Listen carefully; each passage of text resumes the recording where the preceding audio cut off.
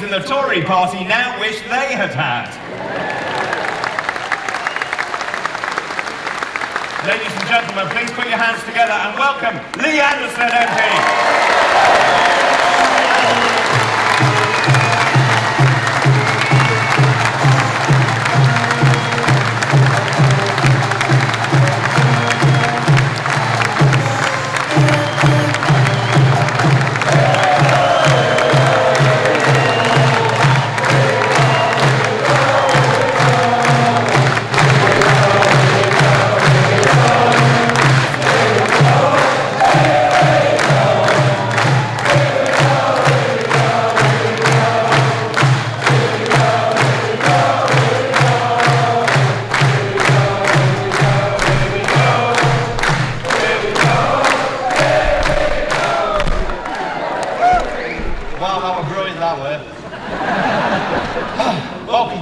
It is indeed a pleasure to stand here before the People's Army.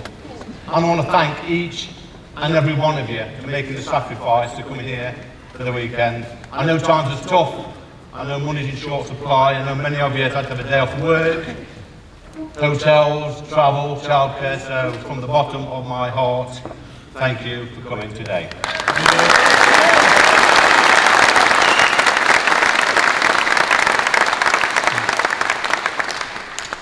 I want my country back. The question is, do you want your country back? Amen for that. No, I remember a time when our children went to school and they were taught how to read and write and become good citizens. They were not taught they could be a different gender. They did not have to sit down and listen to a 6'5" drag queen read stories to them. This has been happening under our watch in this country. It's an absolute disgrace. I want this nonsense to stop. Let children be children. Let them grow and develop and learn and make their own mistakes. They'll figure it out when they get to 18.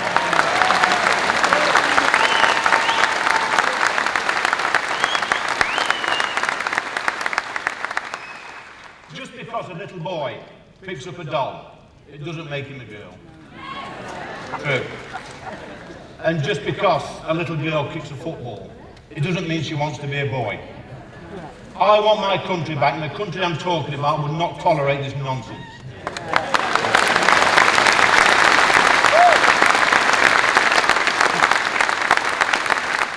Over the past few years, nearly 150,000 illegal migrants have crossed the English Channel, and they've been picked up by British boats and then placed in 4-star hotels, given free legal advice, and then allowed to settle in our country. It's a disgrace.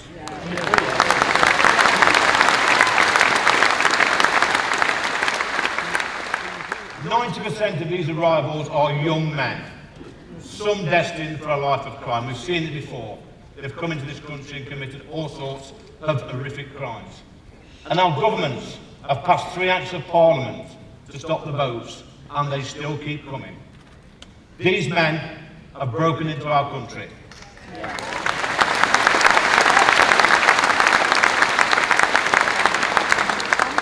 And guess what, conference? I do not want them here.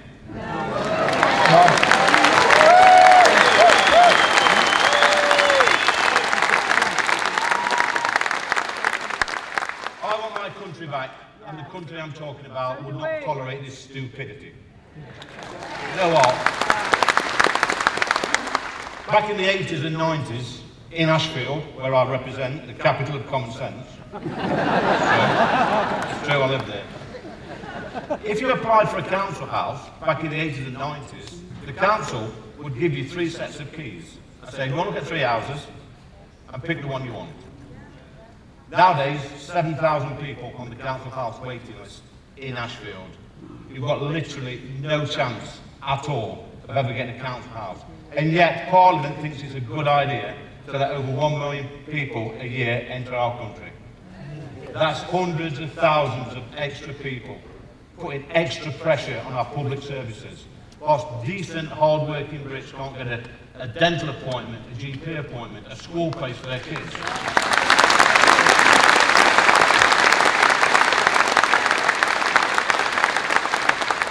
And these idiot politicians tell us that mass migration is a great thing and makes us all better off. Idiots, a lot of them.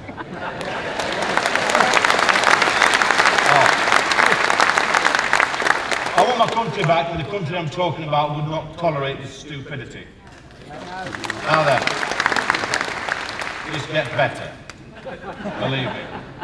Back in the day, if we had civil unrest on our streets, you could be rest assured that our boys in blue would quickly be on the scene and get stuck in, so decent folks could go about their daily life.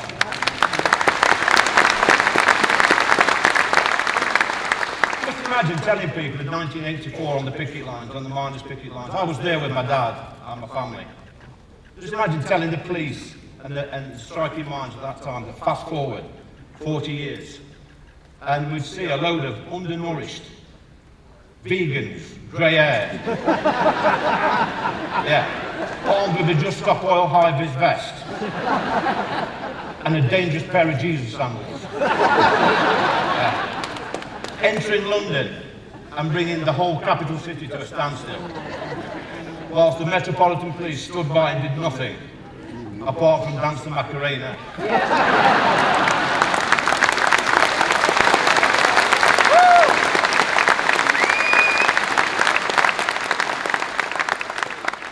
Admire the latest rainbow on their police car.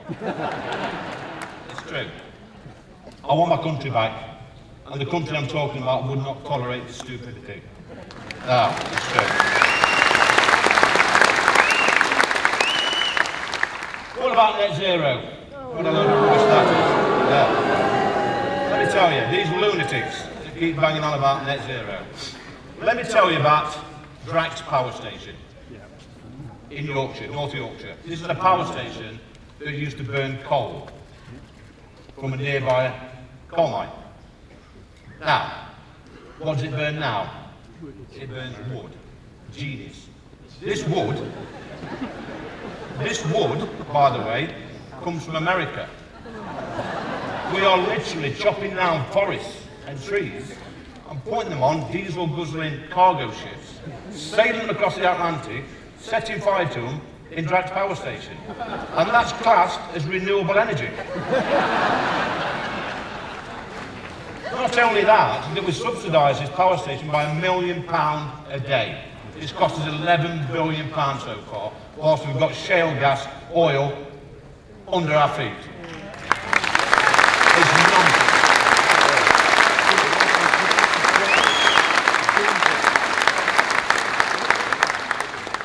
In March this year, I think it was March, March this year, I became the Reform UK's first ever Member of Parliament.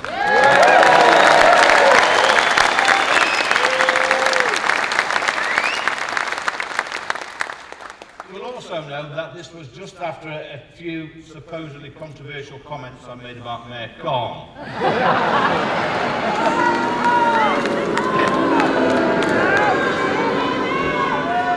I like to think of it as constructive criticism. In my opinion, he has given our capital city away and he should be thoroughly ashamed.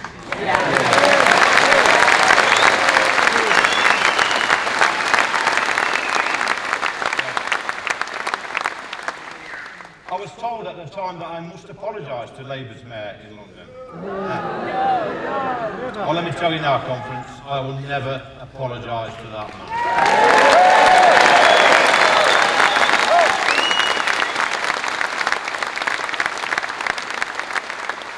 Let's look at his track record.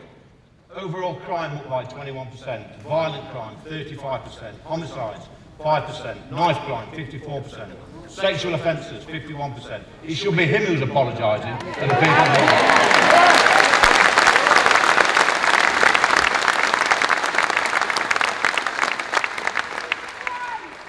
A disgrace, you're right. He's got the cheek to tell us that he doesn't feel safe in London. Yeah, let that sink in. He's got bodyguards, armoured car, 24-hour security. He's in charge of the Met Police, and he doesn't feel safe. How does he think the 10 million people that live in London feel under his leadership?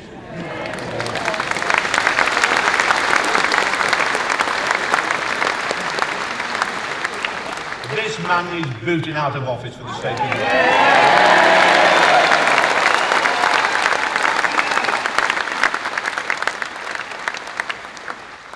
In July of this year, I became Reform UK's first ever elected Member of Parliament. Yeah, you can clap for that. And let me tell you, that's a much better feeling being re-elected than the first time round, because I had a massive point to prove, as you know.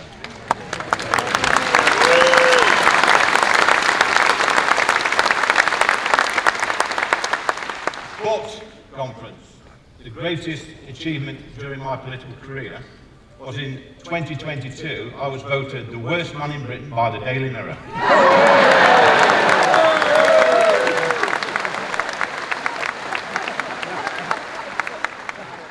Now that's a feat even Nigel Farage cannot notice. But I'm telling you what, it was a close run race that year, because in second place, hot on my heels, was Prince Andrew.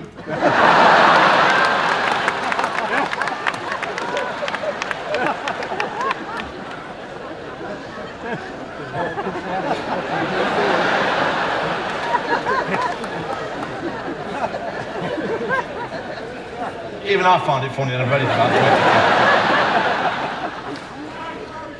Yeah, the Daily Mirror criticised me for my stance on the England side taking the knee.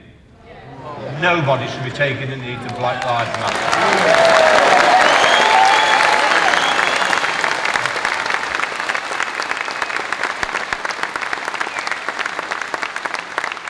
They also criticised me over some supposedly controversial things that I've said. Listen, it's not controversial to call out BLM. It's not controversial to be concerned about what our children are being taught in schools. It's not controversial to be concerned about mass immigration. It's not controversial to be concerned about rising crime in our country. And it's not controversial to defend our history, our heritage, and our culture.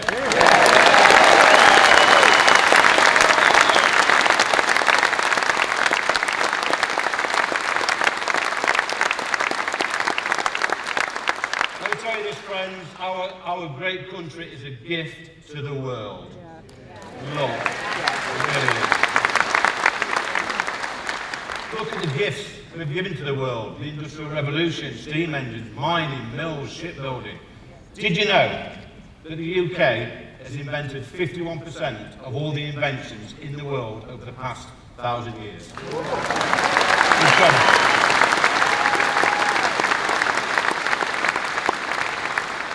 We are the greatest country in the world when it comes to inventions. Yet we cannot invent anything to stop the small boats.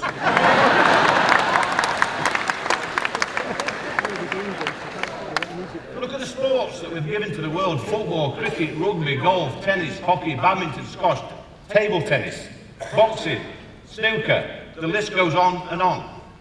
Look at culture: D.H. Lawrence, Wordsworth, Keats, Byron, Shakespeare, Dickens, Tolkien, Orwell, Jane Austen, Ian Fleming, C.S. Lewis, George Eliot, and the greatest cultural hero of our time, Jim Davidson.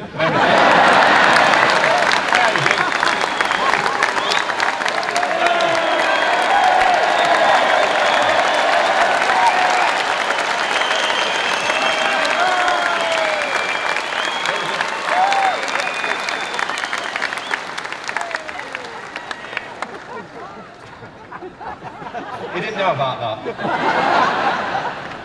Just look how great we are as a nation. Yet Parliament seems determined to give all that away and apologise for our past. Now my message is simple: we are a great country, and if you do not like our history, our heritage, our culture, then clear off.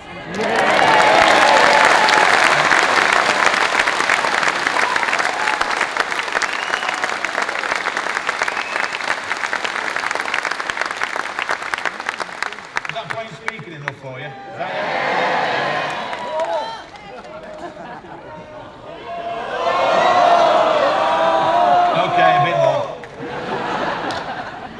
friends, we have made mistakes in the past. And when we make mistakes, we must apologise. And we've been responsible for some awful things. Things like the BBC.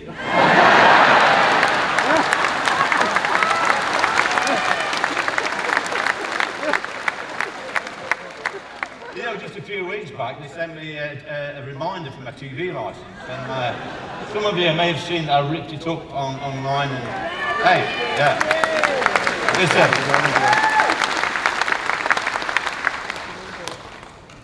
Guess what? They sent me another. Now, what do you think we should do with this?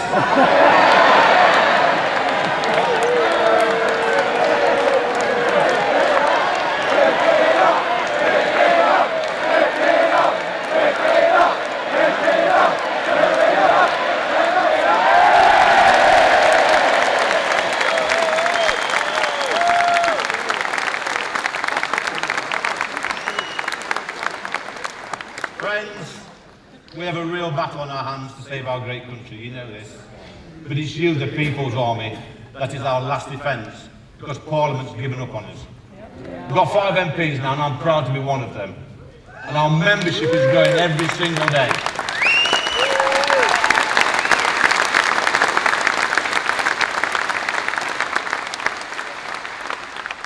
Next year, we're going to win hundreds of seats, council seats across the country. That's a fact.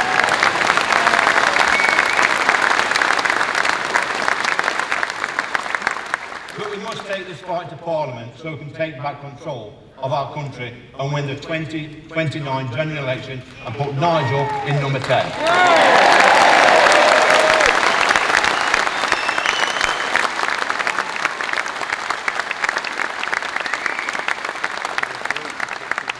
We can do this, but we can only do it if we stand strong. The establishment absolutely hate us. They want us gone, but we're going nowhere.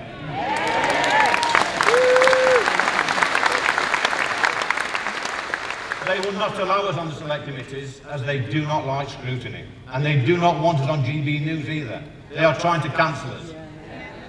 But we have 4.1 million people in the People's Army, and it's growing every single day.